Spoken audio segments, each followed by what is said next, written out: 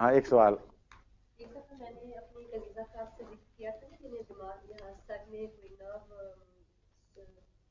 में स्वेलिंग हो जाने की वजह से बड़ी शदीद सर की तकलीफ हो हाँ गई हाँ, थी और दवाई देने से उन्हें शुगर बहुत बढ़ गई थी। ठीक है। तो आपने इसी क्लास में उन्हें ये नक्सवामी का ही बताई थी। ठीक है। तो वो 1 महीना से वो ले रही हैं बाकायदा। अच्छा। तो कल उनका फोन आया था कि क्या मैं अब वो जारी नहीं रखूं या लेनी बंद कर नहीं, दूं। बताएं तो सही। उन्होंने बताया कि अब मुझे तकलीफ। नक्सवामिका लेने के बाद जी क्या असर हुआ है उन्होंने जब तक बताया कि मेरी तकलीफ में कमी हो गई है, सर की दर्द अब मेरी करीब करीब खत्म हो गई है। ठीक है। और इंसुलिन जो मैं शुगर की वजह से इंसुलिन के इंजेक्शन जी 2 ले रही ठीक हूँ, है। गो उसमें तो अभी कमी नहीं हुई। इसीलिए मैंने पूछा था।